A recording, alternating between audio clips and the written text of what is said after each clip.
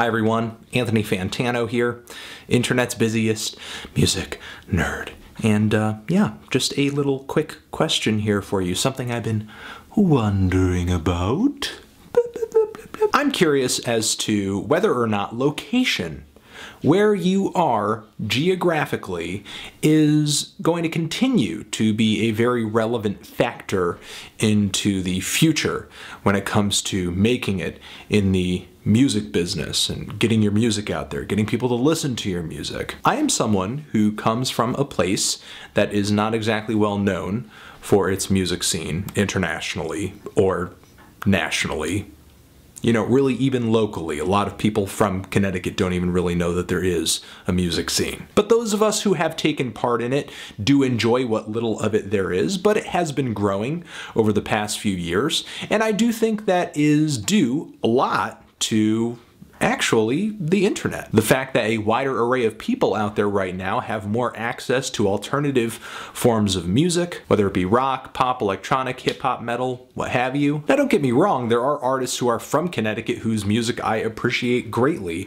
Rappers like Apathy or Dan Barrett, Giles Corey, Have a Nice Life. Specifically, there are other artists in my review roster whose albums I have touched down on and praised as well. I will link to some Connecticut music scene relevant stuff down in the description box. Okay? Now, being from Connecticut, but also being somebody who covers a lot of musicians every single week that are not from Connecticut at all, that are really from all around the world, I can't help but feel like you have artists who come from really the middle of nowhere, put together a hot track that ends up getting a ton of buzz on the internet. If it can happen there, why can't it happen here? The truth is that it could happen here. It really could happen just about anywhere, which is why I can't help but feel that when it comes to having a music career, getting your music noticed, location doesn't necessarily become a factor. For sure, it can become a factor because if you're a band and you're just starting out, you're in a big city, maybe there are some A&R people, some scouts in the area, or you've got a healthy buzz locally, and these people are kind of able to elevate your music because you have a ton of people condensed into one area who are huge fans of your music. The general consensus is that if you're an artist, whether it be in a band or solo,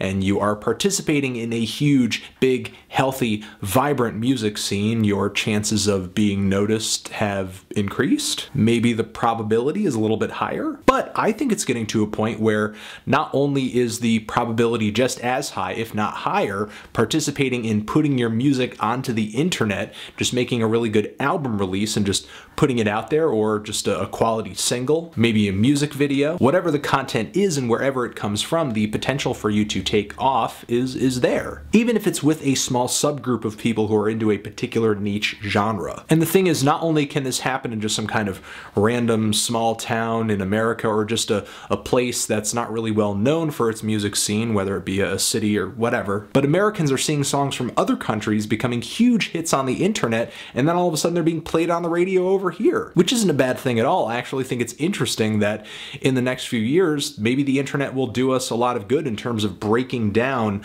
a lot of the barriers and separations that we have between the music scene of Americans, the music scene that the UK has going on, music scenes going on in Asia, music scenes going on in Eastern Europe, music scenes going on in Africa and South America. And not only will we be more conscious of music being made in these places, but hopefully they will be conscious of what we're doing over here as well. Actually, I think that's probably already the case thanks to huge internationally known record labels, but I'm thinking more from the perspective of underground music. Because often when I go out trying to seek out music from other countries on the internet, I am sort of bombarded with what is the most popular, and that's it. And because I don't really speak any other language other than English fluently, the language barrier keeps me from really diving in and finding what might be really groundbreaking. However, with people out there starting new music sites and blogs and musical sharing platforms every day, I see these boundaries kind of fading away. So into the future, will location still impact whether or not you can make music and successfully get it out there and get people to listen to it?